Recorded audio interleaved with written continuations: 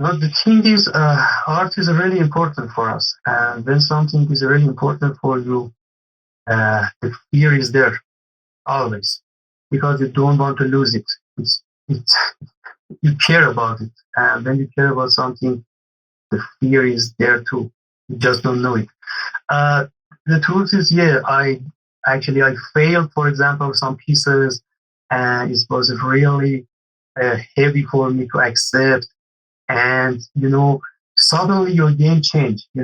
At first you play to win, and when you experience some failure, you play to don't lose, and that's the beginning of the end. If you have that feeling, it's over, especially for something like art. Sketching is an artist's secret, and doing it the right way can make your art iconic. This is what our next guest, Zahir Aghakhani, will be teaching when they host our next workshop session, Sketching the Right Way, which takes place on November the 5th. And in this episode, Zahir will give you some juicy insight into what to expect from that session, and also his journey from engineer to badass concept artist, as well as his philosophies on what it takes to have a great career, and the challenges faced by artists from the Middle East, just like Zahir himself, and how to overcome them. Zahir drops many gems on this. So buckle up and let's go.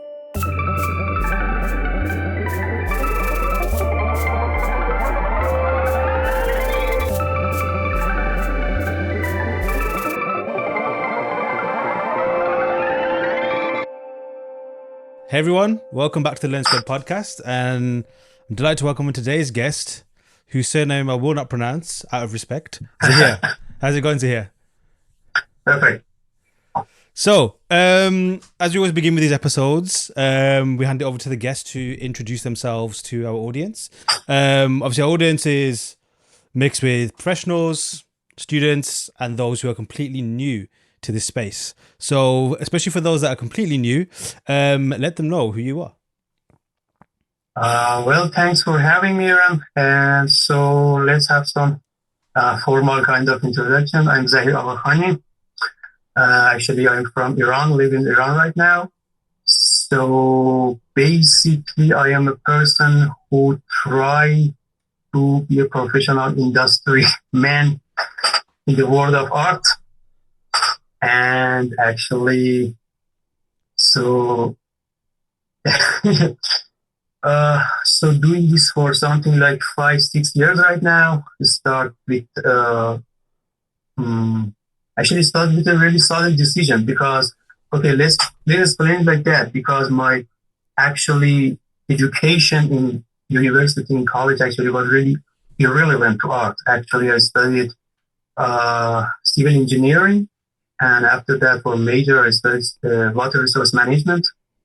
And I don't know if it's a thing, universal, but at least in Iran, it's a thing that parents really encourage the children to study, I don't know, engineering or medical kind of careers, to pursue these kind of things.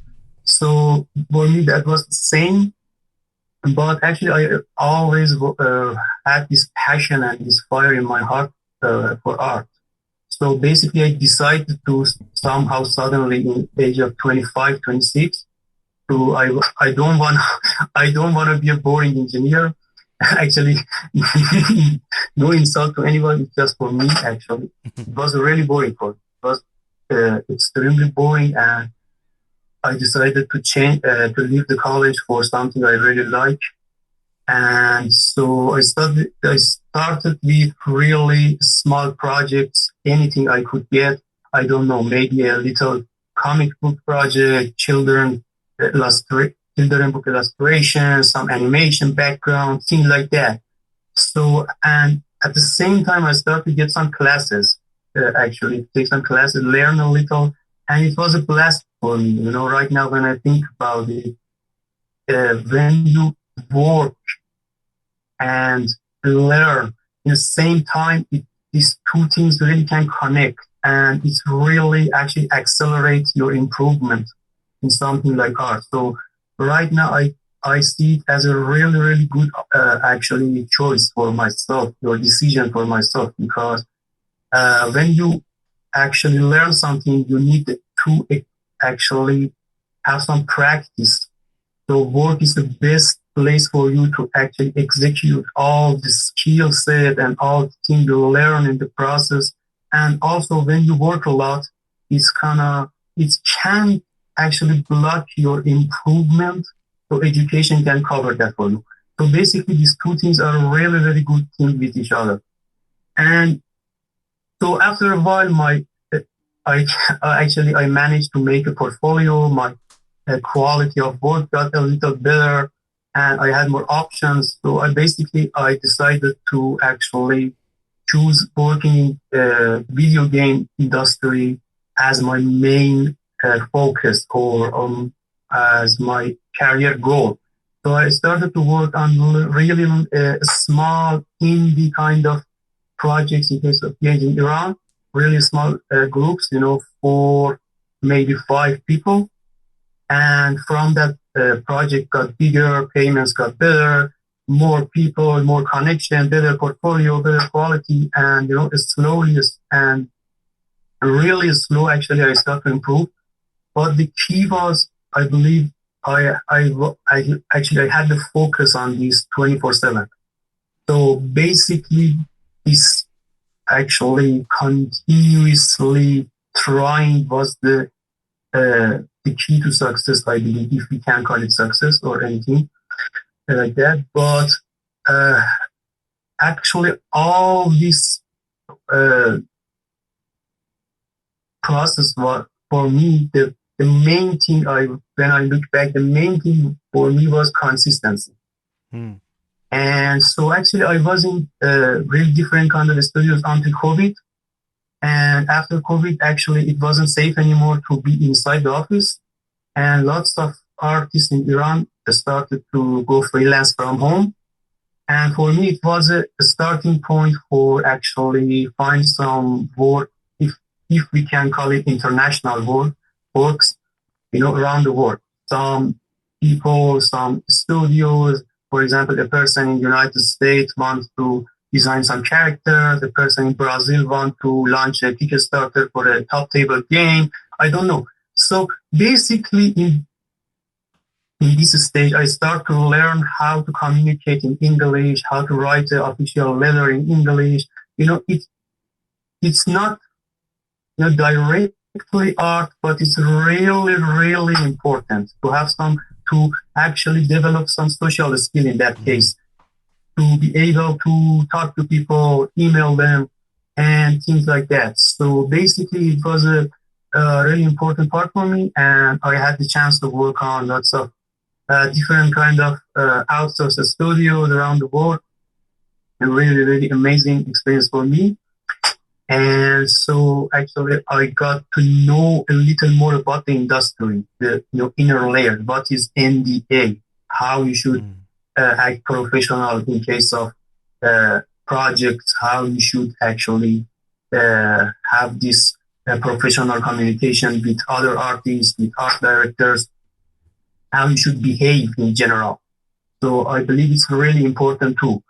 So of course your portfolio gonna take you actually gonna make you to take the job. But if you're gonna keep the job, you need to be able to actually socialize and have these skills to actually in general, be a cool, good person in the workplace, because others people gonna have these effects on other people, and they like to actually work with a nice person rather than awful person, basically.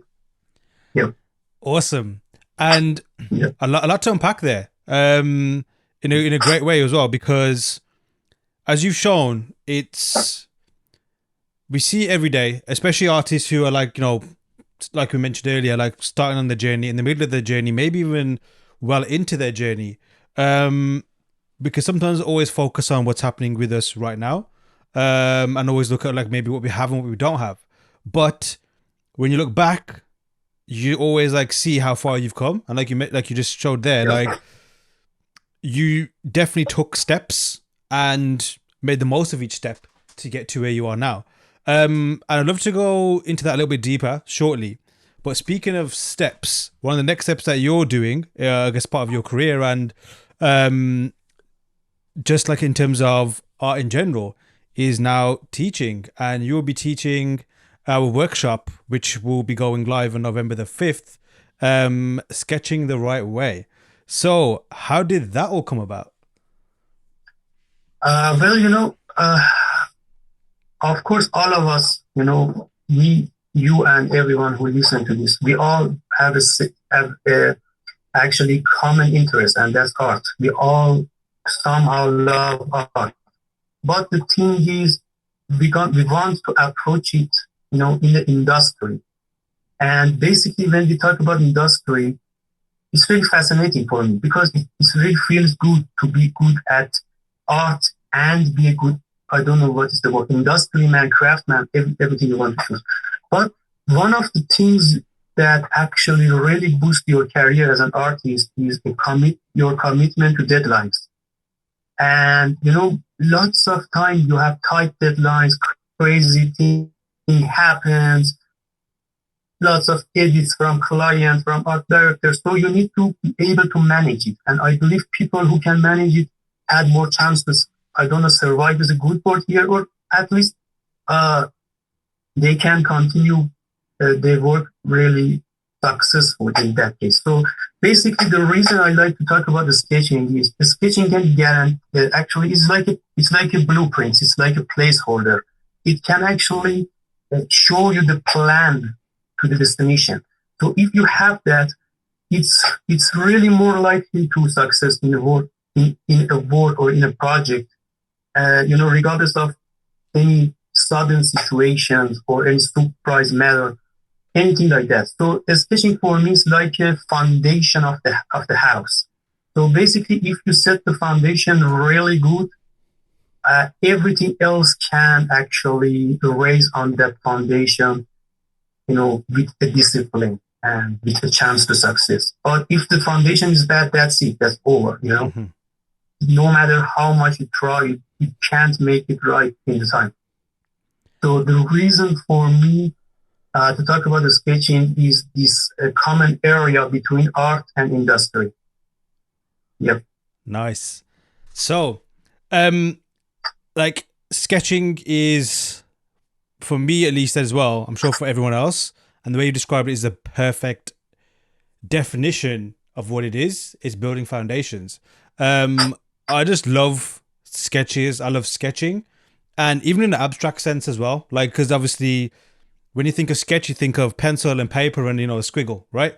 But it can go in many abstract ways. It can be anything from just writing words on a piece of paper, but like you mentioned, it's something that you build everything on top of, and as good as it is, the better what you build on top of it will be. And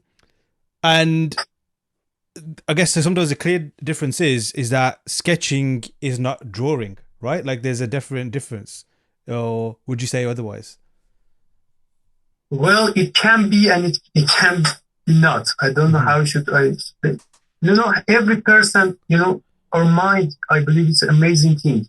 For every person is work really different. So I don't think you need to push yourself to find, a model outside and just copy it. Look at yourself, how your mind works, how easily you can just transfer this information and ideas. If drawing works for you, go for it. If 3D works for you, go for it. If writing works for you, write your ideas. If you, for example, watching some actually movies or I don't know, serials, anything. So, and you have a cool idea, just write it, on a piece of paper, in the side of your desk. No problem. All of them can actually go back and actually gonna be helpful. So basically what I try to say actually in the workshop is find your own way of sketching. Don't just force yourself to copy another person. That's a really important thing, I believe. And exactly, it's like something that has to come from within. Like like we can buy all sorts of things that speed up the production process, but you can't buy your own idea off a shelf. You know, you can try Exactly. and make it that way, but you have to kind of like, it has to come from within. And what you'll be showcasing in the workshop is what I'm so excited for, because like I said, like the genesis of a project, the initiation of a project is the most exciting phase for me. And like you mentioned, it's the foundation. Without a foundation, everything else is not important. No matter how great, or at least initially, like, you know, from a visual sense, because obviously we were talking about art and concept art, like you can always see something that looks spectacular. But then if you spend a bit more time on it, if the foundations ain't right, it does fall apart sometimes. Um, when did you recognize the power of sketching? Is this like an engineer's brain talking, or did you always have that in you, or did you discover this through maybe, you know, like some missteps, or realizing that, hey, something's not right, I need something to make this better, and then you honed in onto sketching? For me, actually, I have this idea. If you can isolate every stage of the work, so you can put 100% of your brain on it, so you can execute it really better. So when, for example, when you find your values, in the composition and the depth, if you be able to don't think about the colors, you have more space in your brain to only think about that composition. So basically, my idea is if we can just separate every stage of the work and only focus on that stage at the time, we can have the best performance we can. Mm. So basically, a sketch is really important because in the future stages, it can really ease your mind and about thinking about, lots of important fundamental matters that you already actually solved in a sketch. So basically, if you set the sketch right, you don't have to think about it anymore. Mm-hmm. And that's something I really like because basically, as you say, I don't know, engineer thinking or things like that. I really like to be able to analyze my performance. And I really like to be able to explain my performance to other artists in our common language, the visual language. So if, for example, I have a friend that I have communication in case of art, if I can show him or she the sketches and they can give me some ideas. Okay, Zahir, this is cool, but this one is boring. This place, I can't focus on the focal point. Maybe you need to be more, be more careful about perspective, things like that, That's saved me so much time. So, for example, if I did all of the math, all of the stages, I render that, I did anything, lighting, and just send the final piece to my friend, and they give me the feedback, I can't do anything with that feedback because it's already done. I spent so much energy and time and effort on the work. And it's a really amazing thing about us, as a human being. We don't judge our work based on based on this quality. We judge our work based on how much time and effort we spent on it. So basically, we are really ruthless in case of judging other people's work. But when it's when it's about us, we are like, oh, but I spent so much time on it. I don't want to change it. So basically, when you just send a sketch to your friend, you didn't spend so much time on it, and you're more open to change it. And it's a way to improve, and it's a way to actually add another kind of idea, another point of view to your actually to how you see things, basically. So a sketch is a really good way to get rid of that, all of that energy and spend the time and effort and only focus on the craft itself, the quality itself. So basically, because you didn't spend so much time on it, you are more open to change it. And I believe it's a really, really important step to improvement. Well put. And like you mentioned as well, like it's not only great just for art, but also, like you said, to be an industry asset, like for the industry, being a professional. Because like you mentioned the client artist relationship there as well.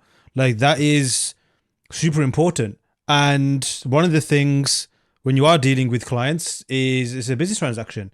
And that means time is money and money is money, and the project is money. So everything always is priced up, or evaluated on both sides, obviously from the artist, from the client, and everything in between as well. And what you just described there is, the perfect way to ensure that when you are working for clients, that it goes smoothly, because like you mentioned, it's about communication as well as, or even more so than just making great art. And I'm sure you'd agree, like a lot of artists, and being an artist yourself, there's always either an undercurrent of insecurity, or it always creeps in now and again, especially when it comes to art, something that you're making. And then when you're handing stuff over, it's a case of, I hope this is great, I hope this is well accepted. But if you kind of follow the steps of doing sketching, or like we mentioned before, building foundations, it already resolves those anxieties. You're not thinking about what if or will they like this. It's a case of like, well, I've dissected the problem, I've addressed it here, let's have a discussion about it. Now, where did you kind of develop, because you noticed that obviously you needed to develop the communication skills by learning, another language and how to communicate in that space, which I always admire, because when I try and attempt languages, I find it very, very difficult. And I'm fortunate because I speak the language that majority of the industry speak. How was that journey for you? Like, did you find that easy? Was it a challenge, or was it just pure motivation that you need to, conquer this and add that to your arsenal? Well, I was really lucky, I believe, because, from childhood, I grew up with lots of English-based entertainment somehow. I remember, do you remember this VHS tape? Of course, yes, my life. I had lots of that and lots of Disney cartoons. I don't know, Aladdin, Hercules. Yes. I don't know, lots of beautiful. Man. Somehow maybe, those cartoons maybe lead us here. That's completely possible. So from childhood, I actually heard English a lot. I was, every kind of entertainment I had, it was in English. So I believe all of video games and TV shows. So everybody who's actually saw Friends at least for one time can understand basic English, I believe. Mm-hmm. Really good TV show to learn basic English. And, and when you play games also, actually the same thing. For example, if you play strategy games and you need to stone for your walls, at the time when enemy attack, you need that stone, and you don't have the time to don't understand what stone means. You need to learn what is a stone right now and make that wall. So basically, because you are into it and you already enjoy actually have that experiences, it gets easier for you to learn another language, and it's not like a burden, or it's not like a boring kind of class. So somehow, with the help of YouTube, with the help of internet, and all of these TV shows and movies and games, somehow I found myself to understand English very well. So basically, the hearing is the thing you gonna master at first. And so speaking is a little trickier. You need to actually practice a little. But at the end of the day, when you really care about your job and really have this passion, that's the key. You're gonna learn it. You're gonna learn it because actually some interest gonna have huge effects on life. Well put, man. And you mentioned about passion, and one thing that I can know is going to be passionate are your students that will be joining your workshop on November the 5th. Because as artists, a lot of, all the Lens students that I've come across, there's always that, like, you can just see in their eyes, the ones that I've met and even the ones I've communicated with, there's that hunger to be like, I'm not content with where I'm at now. Like, it's to get better and better and better and better. And you mentioned, obviously, we're talking about language. Like, communicating your ideas is a language in itself. So what can students expect when they attend the workshop? Like, how will you be conveying this powerful tool for them to be able to take away and use themselves during the workshop? Well, actually, I have some actually goals actually to achieve in this workshop, and one of them is actually I really like to encourage people to pay more time on fundamentals and actually a step, uh, you know, somehow leave flashy things a little aside, put flashy things aside somehow. Because this, when you, let me explain it like that, because my mind really works in case of industry.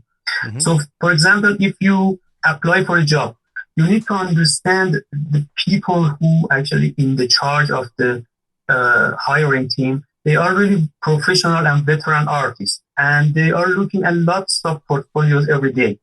So basically, their eyes is so calibrated and so high level to just look at the fundamentals at the first sight. Mm. So that's it. You don't need flashy things. You don't need really lots of special effects. You don't need, how should I put this, interesting female characters in your work to actually absorb. It's not social media. Professional people really, really care about fundamentals and they trust you based on that. So that first 15 minutes talk with HR come from your solid portfolio. That's it, nothing else. Basically, the reason I like to talk about the sketches is I can show you how committed I am to fundamentals in every way of the sketching. And I'm gonna just leave flashy things and really, I don't know, just get out a rabbit, actually get a rabbit from a hat or things like that, for other part of the work. So basically, my first thing is focus on fundamentals if you are a student. And yes, but if you like art, you're always gonna be a student. So basically, for the rest of your life, focus on fundamentals. That's the main thing I really like to put focus on. And the second thing is sketching. It's really fast. Basically, it's the fastest actually a stage of the work for me. So because of that, we have more time to actually cover more things in the workshop. So basically, it's really helpful. So we can do the sketch in very different kind of ways, and we can have somehow actually look at them and what is the positive things in that way of sketching, for example, or what was negative in that case of in this specific way of sketching. So basically, we can help ourselves to analyze what we did and find what worked best for us. So the way of sketching I'm gonna cover, I really prefer some of them more than others. But basically, I'm gonna cover them all because maybe for one of the people who actually watch the webinar, their brain don't work like me. So we should find their specific way of sketching too. And that's really beautiful, I suppose. And the last reason I really care about sketching is I believe sketching is one of the most artistic stage of the workflow. So for me, rendering is really like the professional laboring kind of a stage of work because all the problems of work, all the challenges are already figured out. So you just basically make sense of it to make it beautiful. Okay, this is a wall, so add the texture. This is a tree, just make it pretty. So everything is pretty solved. You just make it more beautiful and I don't. Of course, it's a really important. Of course, it's a really important part of the job. But I believe sketching is had another way of, it's very artistic for me. So basically, there are reasons I really like to talk about the sketch, in general. Yep. Music to my ears, man. That sounds awesome. And it's like, yeah, like you mentioned, there's like many different ways to sketch, and I'm sure you do many different ways as well. I'm sure it's like the project dictates how you're going to do it. Sometimes even mood as well. Sometimes even the tools that are in front of you. I would say I like to call myself. I'm very experimental with the tools that I use. Sometimes, like anything from like classic pencil and paper, which is still the best in my opinion, through digital to 3D to procedural tools, AI even to a certain extent. Like there's always these different ways. Which way do you prefer? And do you have a preference? Of course, most of the time I really like to actually I do digital, and I really like to actually open a frame, maybe uh, doesn't matter. And I'm gonna actually create lots of actually what is the word, rectangle, Right. on the scene, lots of small rectangles. And Mm. I'm gonna actually get a brush, a really solid brush, without faded edges, really sharp brush, and just start to make some blocks of value, some big blocks of value, really, really sketchy and really, really somehow dirty. So basically, in that stage, I don't have any definition or I don't have any explanation for that, for those blocks. Because, for example, if it's gonna be a medieval tower, or it's gonna be a sci-fi building, or it's gonna be a person even, I don't care. Right now, these big blocks of black really goes well with that background gray. That's Mm-hmm. it. So I'm gonna make maybe 9 rough sketches. So when you have 9 sketches, you don't actually, how should I say, you don't get attached to any one of them. Mm. So basically, your mind is free because so I have a sketch number one. I can just play with sketch number two. I can be crazy experimental with sketch number three. I'm gonna destroy sketch number four. Doesn't matter. Don't get afraid. Don't feel like you're in the cage and you have to make this sketch right, otherwise the world's gonna stop. If you have that flowing and that comfortable feeling about your sketches, it's always gonna be better. It's always gonna be better. Don't try too much. That I know it's somehow crazy, but don't try too much. Learn your fundamentals, of course, Yeah. practice your fundamentals, but when you do the sketching itself, clear your mind, let it happen itself, and start with big blocks of value without any definition. And after that, when you are satisfied with maybe two, three, four of them, if you practice a lot, you're gonna be happy with all of them. Mm-hmm. Start to make some reason behind it. So, for example, this white part, it can be I don't know, a white fabric. And so it's I don't know, Eastern Bazaar marketplace, and these fabrics are on the roof. So the shadows, people can walk in the shadows. So this is a tower, or this is a spaceship, and this is I don't know, post-apocalyptic situation. And we have some big mechanoid, I don't know, some kind of robots, things like that. So all that, uh, all of that reasons should be after the fundamentals. Mm-hmm. So that's the thing for me. So basically, I like to work digital because you can add something and then erase it without so much effort. Mm. So you can, if you don't like something, just take a big brush and actually erase it.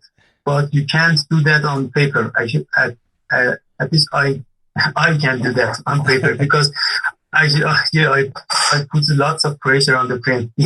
Just you can't undo it anymore. Yeah. What about other methods? Have you dabbled in like any different mediums? And have any like, obviously you mentioned digital is like your go-to, but have any other kind of like methods and disciplines have really like, like giving you that kind of aha moment, thinking, okay, cool, that's something to keep in the in the memory bank to use later on, or have you tried them all and kind of still think digital is still the number one? 3D was a game changer for me. I really appreciate 3D because it gives you the opportunity to rotate your camera in the scene. And that's something I believe we don't have before it. If you look at the composition actually before 3D become commenting right now, most of the camera angles are high level. You you you can't find lots of extreme low angle or high angle kind of scene before 3D, or at least I couldn't find that.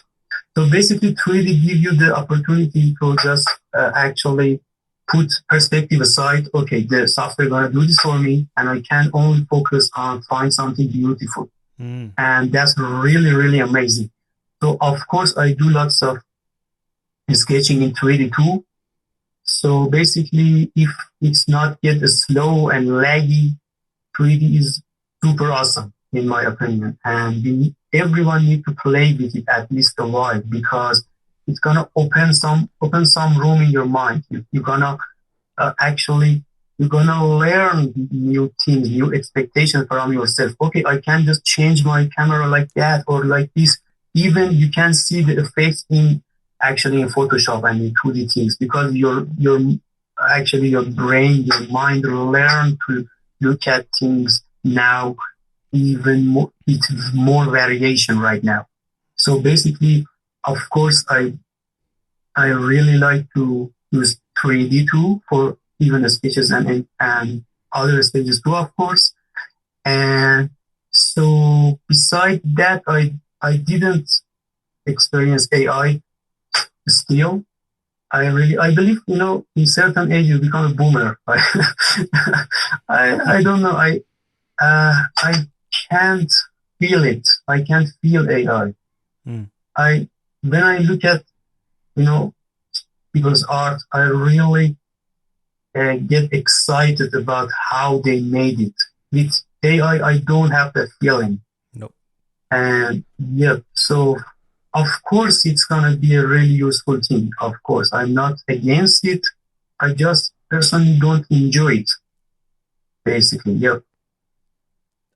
I'll get to AI in a second because I've had a bit of like a journey with that where it kind of began as thinking, oh, let's just see what this is about. It's another thing. I already have my workflow. And then I had dabble with it. And then I think there's a difference with creatives who use it in a creative way versus, not to be too blunt, but non-creatives who use it thinking they're creating. But then fast forward, it's just become like that kind of honeymoon period's over, and then it quickly became boring for me again because it was like, whatever. It's still not as fun as doing it the way I do and used to do it. Although it has advantages, and it's like I guess you kind of mentioned there about 3D. Like you can, like use 3D. You can use the rendering software to get your lighting, for example. But then let's say you're painting your lighting in. Just like taking away the creative element, just the therapy of like getting your lighting in and nailing it yourself without 3D, there's something to you, in a positive way. So yeah, I think like, it'll have a correction where AI, at least for creatives. I don't know about for mainstream, but for creatives, we'll have a love affair with it. I certainly did. And then we'll kind of go back to normal and that kind of stuff as well. But like, you mentioned something earlier, which I wanted to touch upon. And you mentioned like not being fearful with your sketching and just getting your ideas out and stuff. And that is absolutely true because the best way you can create is with a free spirit, almost like, not have anything holding you back. How did you get to that conclusion though? Like, did you kind of have that fear initially? Did you get burnt in a particular way regarding, like maybe creating in a way where you're kind of like holding yourself back? Or did you know straight away that, okay, I'm going to let nothing hold me back. I'm just going to go wild kind of thing? Well, the thing is, art is really important for us. And when something is really important for you, the fear is there always because you don't want to lose it. It's you care about it. And when you care about something, the fear is there too. You just don't know it. The truth is, yeah, I failed, for example, some pieces, and it was really heavy for me to accept. And suddenly your game changed. At first you play to win, and when you experience some failure, you play to don't lose. And that's the Mm. beginning of the end. If you have that feeling, it's over, especially for something like art. I'm not going to be disrespect to other careers, to other jobs, but for example, if you going to dig a hole, your mindset is not that important. But when you work on an art piece, it really matters. What music did you hear earlier? Everything, what movie you saw, everything matters right now. So basically, if your mindset is like, oh, I need to make this sketch, I need to make this right, otherwise, it's gonna be really bad, and it's a, it's gonna be a problem. I need to talk to the AD, art director, about it, and I don't have time. I'm tired. I want to sleep. I don't want to do. If this kind of chains of thoughts catch you, it's over. Mm. It's over. And the silly thing is, you are the main reason, not exterior kind of reason. It's interior. It's about yourself inside you. So basically, if you clear your mind, every time you clear your mind and do some sketching, and for example, a week later, you get back and look at those sketches, it's always better. You always like, oh, I want to work on this, I want to render that. Because it's like a capsule, it's like freeze your emotion at the moment. And that flow and that amazing feeling when you create art and you feel great. It's gonna start in that sketch. But if you are stressed and you have lots of tension, that tension gonna get through the sketch. And maybe you can't explain it, but your mind can analyze it, and others people's mind can too. So basically, that's the thing. When we look at the same piece of art, we both understand some feeling about it, but we can't explain it to each other. So we just choose different words. It's cool. It's not cool. It feels great. Our mind don't think like that. It's not like great. Our mind exactly know why we like this piece or why we don't. So basically, a healthy mind and a healthy body gonna cause really healthy, good kind of piece of art. That's it. That's simple as that. At least I believe in it.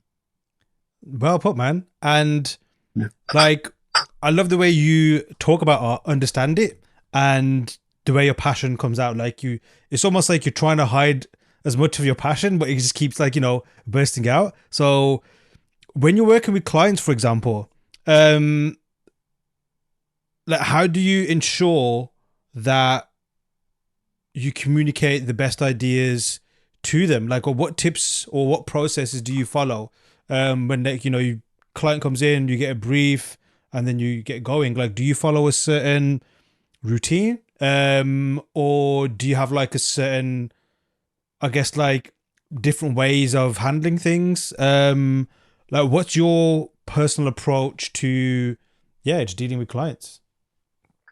So basically, that's a long topic because right now, working with lots of outside studios, at least for me, I always and it's a big help. I always have AD. I always have art director to go to. And that's a really, really big thing for an artist because you need to understand in the studio, art director is a person can completely understand your visual language. So when, for example, you talk to your art director and they give you some feedbacks, they're gonna give you those feedbacks in a visual language. That's really, really helpful and important. So my advice is for people who work in the studio, if you have access to other artists or art director or lead artist, anyone like that, always try to go and talk to them about tasks. It's really, really helpful, super helpful. You can actually learn a lot from their experiences. Basically, my first priority is talking to AD. But, for example, if you are new or you are freelance, you don't have art director right now, you need to talk to client yourself.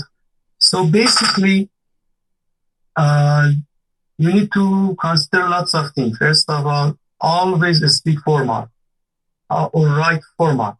Because when you speak formal to them, it they can take. I know it's gonna sound wrong, but the possibility of taking advantage is really low because everyone is in a professional state. Mm. And the thing is always talk politely and talk about what you think and your demand and everything at first. For example, if you okay to do three sketch for this piece of art and you are not okay to do sketches over and over and over until the client is to be satisfied. You need to actually say it at the first, and don't let everything happen and then start this conversation. For example, I did 5 sketches, you don't like any of them, I don't know what to do. That's the wrong thing to do. At the first, just set all of these things in an order and say it really polite way. For example, so basically in my routine or in my workflow, I always supply clients with 3 sketches so they can choose them. Of course, I am open to edits and I really like to know your opinion on that.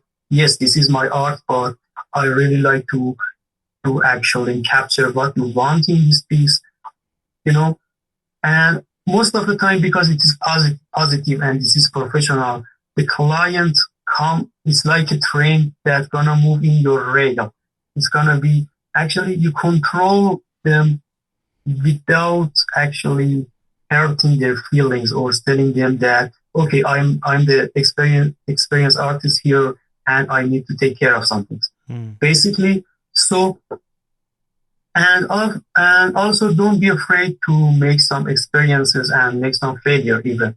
So experiences is your best friends here. So basically, if you have some problem with this client, you're not gonna actually do that again with the second client. So the third one is the better, the fourth, and if, for example, when you do this for a long time, it's gonna auto filter somehow from problems. So you learn what to do, you learn to actually don't fall in mistakes by doing mistakes. So basically, don't overthink it, just do it. Sick. Now, obviously, your career, you mentioned that you decided you wanted to work in games. Why was that? So basically, all of us actually have our passions. Someone really into movies, someone really like video games. I don't know. Maybe your passion is to actually education and children. Maybe you like to work as an illustrator on children books. Really, really related to as a person.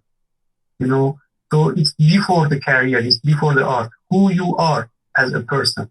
So for me, so I'm a gamer, I really like video games.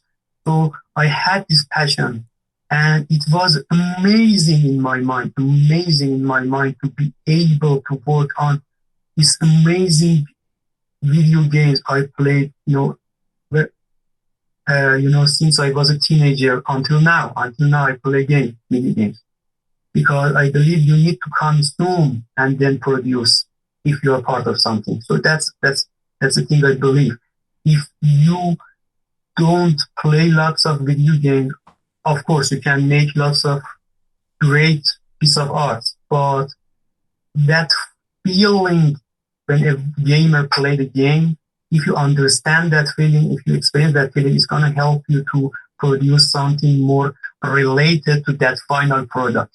Because in the industry, it's not about making fine art. It's about making helpful fine art that serve the final product. And if you know the final product, if you experience the joy from it, it's really more available. It's really more possible for you to achieve that. Yes. Well put. And I guess that same kind of philosophy you can apply, like you were really explaining, to other disciplines, not even art, for example. Like if someone's a chef listening to this, like if you want to specialize in, I don't know, pastries, just go all in on that because that's where your passion is. And That's a great formula to follow because I think it can get overwhelming sometimes, like all the possibilities that you can become as an artist. And a lot of, especially when we're younger, we want to do everything, right? Like we want to work on the Yeah. film, work on the game, make a game, do all these awesome things. But honing in on what you are passionate about the most is the most logical. You kind of sound like an engineer. I don't know where you got that training from.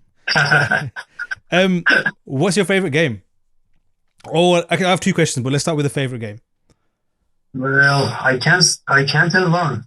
It's just not possible for me. Okay, maybe the I second don't have. question, maybe the second question might be a better one then. Which is the most influential for you, or at least influential in terms of your career where it's at today? When I was younger, when I was a teenager, I remember I played this game, Stronghold from Fireflies Company. Maybe the game released 2002, maybe. Okay. And the game was historical, and you had to make a castle and defend it. That was it. Right. And it was really amazing for me as a teenager because for the first time I was enjoying some history. History is boring by default, and I loved it. And it somehow just made me to love history, read about history, watch some movies about history, and you know, I just I wanted a paper and a pencil just to draw castles and soldiers, things like that. So it's really heavily touched my soul somehow. So after that, Creative Assembly, Total War game series, all of them really encouraged me somehow to pay more attention to history, pay more attention to visual aspect of the things. So for example, for most of the people, when we talk about a historic battle, it's about the numbers, the tactics. For me, it's about the shapes on the shields. So the colors, the armors, and things like that. So I look at this really visual. And it started with those games for me. So basically, of course, after that, games, beautiful games like the Skyrim, Witcher series, even Cyberpunk. I love that game. I know lots of people are gonna boo, but I love the game with all of those bugs and problems. I love the game, and all of them have this effect on me. So basically, I consume from the industry I really like to produce in somehow, and so I can't name a game, but all of these games in general had really massive impact on me as a person and on my career. Well put. I can relate to you in that sense because there isn't always one. You might always have this one that you like kind of always hold up as like, that's the example of like what I consider something, and you just insert what you want to, say about it. But there's like loads of different things, loads of different types of games, different experiences you've had. Sometimes it's playing with somebody. Sometimes it's playing, like by yourself. Like you mentioned VHS earlier. So it looks like we grew up in the same kind of era. I remember when it was a luxury when you had more than one controller on your console, so you could play with somebody. Yeah. And then there became things like you bring your TV and console to someone's house and play together that way. And then, obviously when online gaming came, it changed everything as well. But yeah, man, like it's interesting because we call it games, almost like you have to play them. But some games, like you just described, they go beyond playing.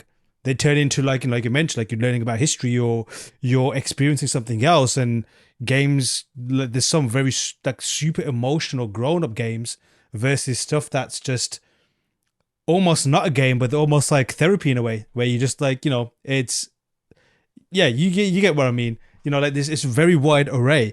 But in terms of like decoding that passion into forging a career and to use that to attracting clients to work, like how did you use that influence and inspiration to, I guess, construct your portfolio? Like what kind of themes, you kind of mentioned it already, but like just to go more into the art side of things, I guess, like what kind of themes or type of art did you decide or want to create as a result of your passions? Yeah, so basically it's really based on your taste. So I don't think it's really something really rational or something really explanational can be there, because basically for me always I really like pieces that look really real, really photorealistic, and it was a theme for me. Mm. So basically for me that was high class art. And it's not a true fact. It's just only for me, but it's work for me. That's it. So basically, I really like to actually produce art with these photorealistic details. So I have no really rational reason about it. Maybe some people enjoy some cartoony kind of fantasy kind of styles too. That's completely okay, cool. But for me, that was it. And I don't know, me, I remember when I played games as a teenager, I always had problem with, uh, the computer system, the PC system. So if you can improve your PC system, you can actually have better graphic on your game. So this obsession of having better graphics, oh look, I can see the chain on the armor of the soldier, and that interesting feeling. Maybe all of these things connected. I don't know. But for me, always more detailed or photorealistic detail is always better. So I believe it's really, really personal choice, and we don't have a right decision or wrong decision here. It Mm. really depends on what you think. Of course, it's gonna really affect the studios you wanna work, maybe your payments, or maybe really important things in life, of course. But all of us love what we do, and that's the reason we do this every day. So everything like the job positions, payments, and everything else is a secondary priority here. So basically, do what you love, and if you do what you love, you're gonna be successful. That's it. It's somehow forced to be successful. You have no other choice. Mm. You can't fail. It's not up to you. It's not a choice. You're just gonna be successful. That's it. Yep. And in terms of the client work that you've had, Okay. do you tend to get stuff or only exclusively stuff that fits your style, like, photo real style, or, like to get something that looks photorealistic? No, actually, I experienced lots of, I don't know, challenging experiences, bad experiences, really weird NDAs. I worked on some IPs that it's amazing, and I think I never can actually announce, maybe the rest of my life based on NDA. Mm. And lots of these outsourced studios are really a challenging place to work for lots of people. And as a person who lived in Middle East, I couldn't be always really picky. I didn't have lots of option all the time. So sometimes you just have some rational option, and that's it. You need Hmm. to do that. So basically, I had lots of different kind of experiences in case of clients, in case of works, in case of what I should do. So, for example, and somehow when I look at it, I was a generalist most of my career, because I did characters, I did environments, props, guns, color test, animation, background illustration, book illustrations. I don't know, anything, lots of things. So I remember when I start this thing, and I actually quit the college, and everyone was shocked in my family, and everyone like, how you gonna actually earn money? How you gonna live? And I was really obsessed to make some money to prove things. So because of that, I I wasn't really picky. I was like, okay, you pay money, I do it. Let's go. And that was the mentality. So right now, when I look at those experiences, I'm not unsatisfied. I don't have any regret, because they forge me into a person that can handle a little more problem. Right now, I'm 29. It gets harder and harder to just have tension in the life. But in 25, I was ready. I was really this passion. I was really thick as skin. I don't know somehow. So I was ready for problem, and I'm happy to experience those valuable lessons, in a certain age, because I know in 35 my nerve is it's not gonna handle lots of those problems anymore. So basically, if you are young, don't be afraid to face challenges. Don't be afraid to have some problem. Even a bad client can be a good teacher. That's completely possible.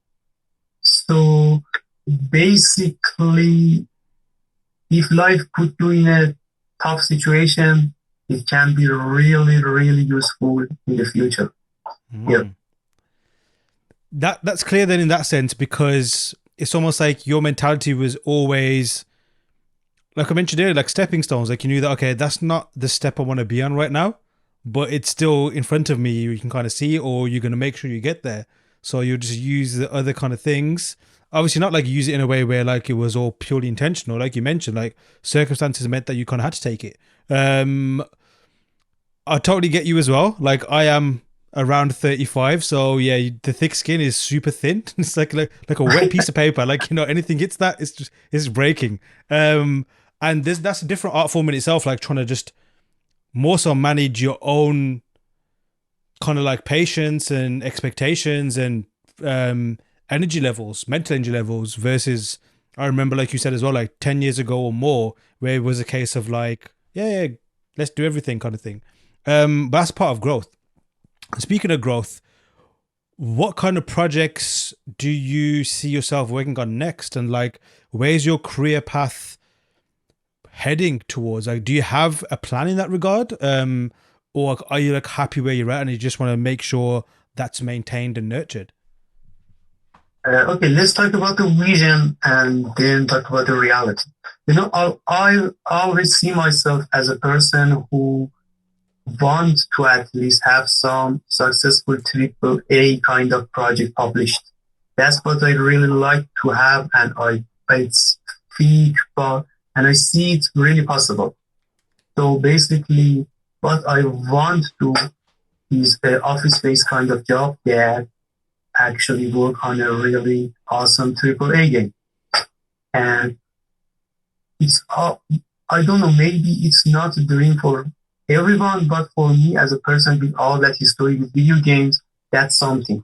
Because one day and a studio actually give me all this good feeling with this game, and right now I can be a person, the reason for this video game that lots of teenagers, lots of people are gonna enjoy. And that's amazing for me. Really, really feels good.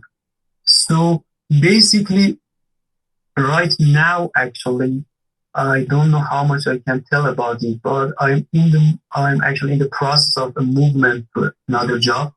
And so I'm really close to what I like to do, and I'm really close to actually what I desire to do. And I believe maybe in 2, 3 years from now, actually, I have that. I have that feeling of actually be a really, really useful team member in a actually successful released triple A kind of game, basically. Cool. And you mentioned there, like, as well, like, like the reality. So, what realities have you faced coming up? Like, as in an artist, as a human being, just trying to forge your career and to where it is today.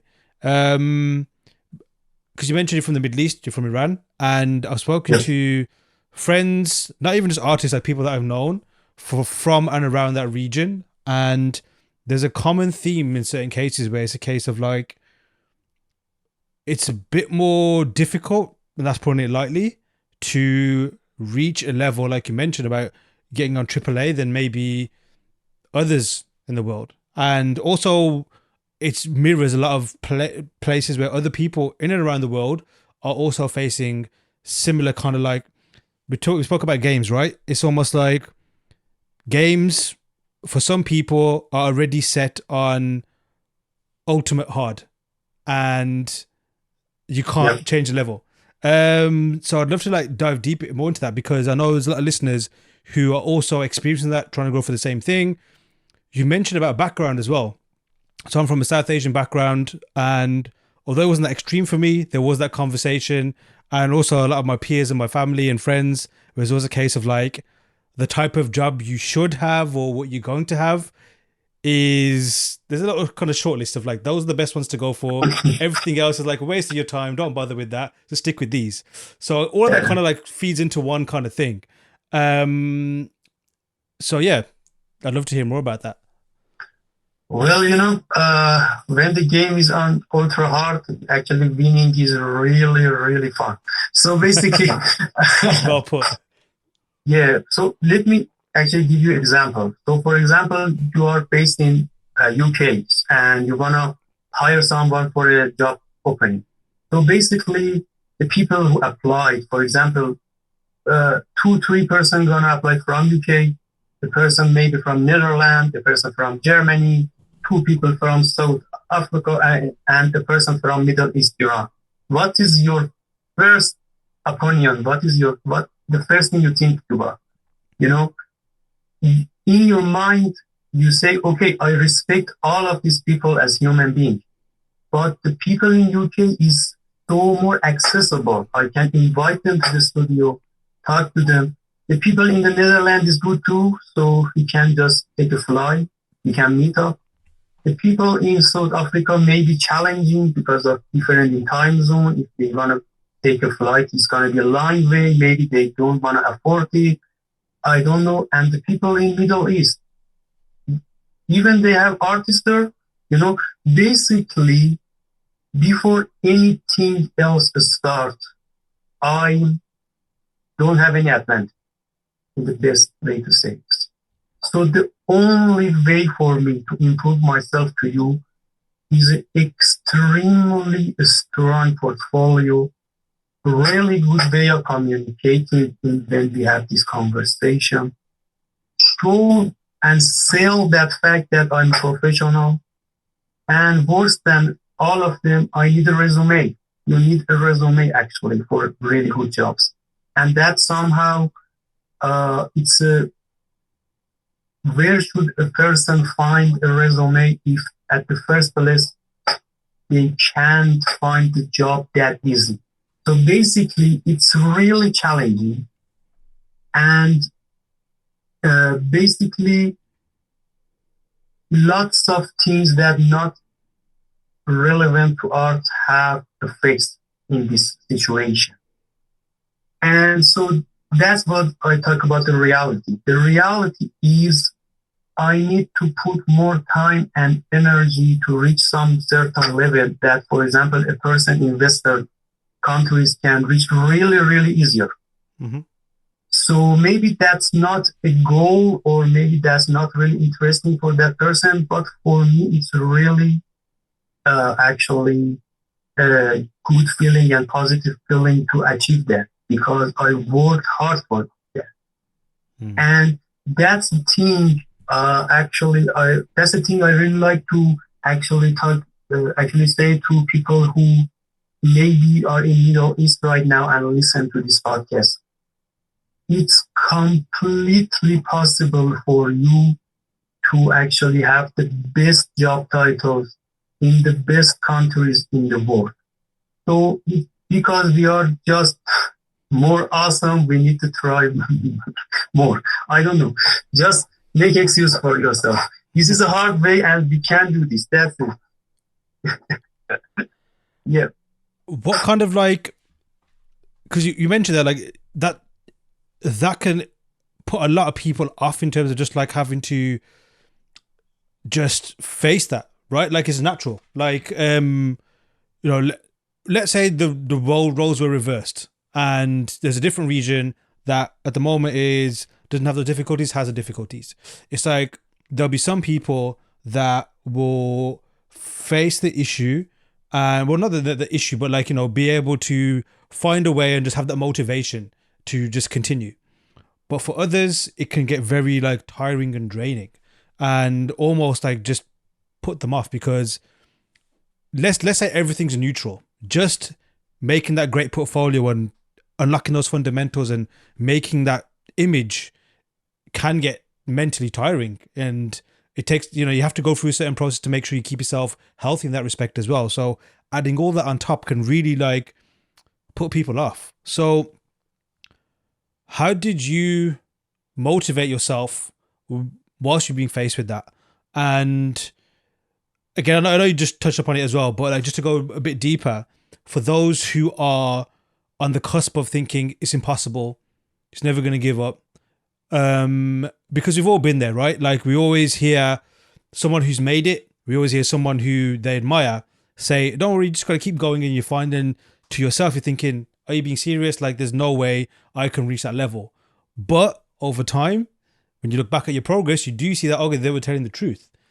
But then you also see like a lot of people that maybe started the journey with who never made it for different reasons. What message do you have to those people? Well, I remember one time actually I failed to take a job actually years ago, and I was really sad. I was really upset about it. And I had this conversation with one of my friends, and actually he asked me a really actually strange question. Yeah, he asked me, well, so think your life is just gonna end right here, right now, and you need to look back and in other on kind of different aspects of your life, relationships, your career, how you treat your, I don't know, how you speak your mother, everything. So basically the things we don't pay attention until it can get too late. Basically, do you have any regression in case of your career? And I think about it, and I was, no, because maybe I didn't achieve it, but I tried my best, and I'm proud of myself for being so brave to fight every day for it. So basically, you live an amazing life. You are the main hero of your story, who get out of the bed every day and fight for some purpose. And this is so beautiful. If your life ends right now, you're gonna get out like a champion because you fought every day, and this the road is really beautiful. I know all of us gonna just think about the destination, but the road we have, it's perfect. It's beautiful. That feeling of success over after failure is just, I don't know how many people are gonna experience things like that. It's just really beautiful, and we are so lucky we have this amazing job, this beautiful job, this creative job. Lots of people don't have it. They live in a routine, daily just serve. I I don't know how. When I was an engineer, I experienced it, and you can't believe how cold is other side of the wall. Don't even think about it. Just do this for yourself, and it's gonna be beautiful. Believe me, if you just put the focus on it, do this 24/7, you have no choice but success. I'm not super talented person. I'm not super smart person. My geographical situation is not the most favorite, but I believe I can do this. For lots of you can do this. Only believe in yourself, and it don't require anything extraordinary. It just need a normal guy, normal person, focused, determined, and a little discipline, of course. That's it. That's all you need. And at least it works for me. I believe it's gonna work for you too. Yeah. Well said, man. And it's powerful because it's simple, and sometimes that's the only thing you need to know, right? Like that, there's no hidden secrets. Yeah, I'm sure some people have access to resources that really accelerates, but that doesn't make them great. It just, helps in that particular, it's like a cheat code. We're using game terms again. But like the simplicity, like you mentioned, just staying driven, take the journey, aim for the destination, but just make sure you take that journey and appreciate everything in between as well. What you mentioned there before about the routine and a job routine, like I had a job for almost 20 years that was very much like that. And yeah, man, like I definitely, that's one of my biggest motivations to stay as a creative. I do not want to go back to that routine. I know exactly what you're saying. Yeah. And as a creative, it's like, it's the worst kind of thing you can do to a creative is to have that kind of like rigidity that doesn't let you create versus the other side, like you mentioned, which is opportunities are endless.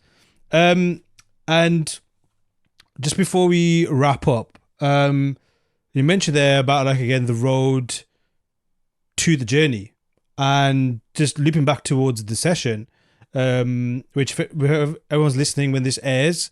It's available on November the 5th, so tickets are available if you're listening to this live. And if you do have a ticket, you'll get access to this forever. So you can reuse these fundamentals, reuse this information for the rest of your career. And obviously, the beginning of the road at the session will be sketching the right way. And at the end of it, they're going to learn how the power of sketching and using it the correct way will just give that perfect foundation for your artwork.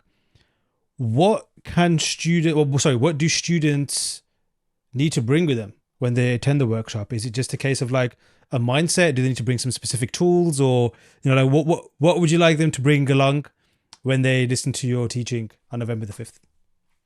Well, I need the 100% focus and lots of passion and love. So basically, if you don't have any of them, it's not for you. Sorry.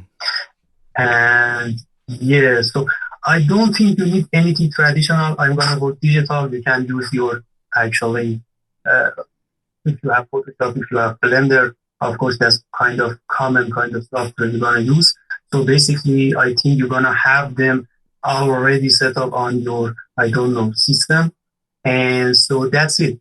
And most of the time, I really like you to actually watch what I'm doing there. So basically, because I'm gonna talk about things, when I'm doing things. So basically, this conversation gonna happen with me and you. Yeah, you can answer me, but it's gonna be like conversation. I'm gonna explain some things when I when I do the work. So basically, I it's better, in my opinion, to just put your pen down, actually, until the session is over, and we can talk about some homeworks and think about what kind of practice we can do to make it better. And of course, you can do that practice later. If you want, you can message me later and send your practice to me. Of course, if I have time, I'm gonna look at them and give you some feedbacks. No problem. Mm-hmm. So basically, when you are in the webinar or in the class, only focus on your screen and what I do. Basically, I don't want you to. So basically, that's the main thing for me. Don't focus on two things at the same time. Never. Always one. So if you look at what I do, just put the practice for another time. That's well put. And you've dropped a lot of gems in this episode so far. So thank you for that. And it's great connecting with you and chatting with you. Any final thoughts, words, messages from yourself before we wrap up? Well, I want to thank you, and thanks Learner Square for actually giving me the opportunity, and that was a really, really cool chat.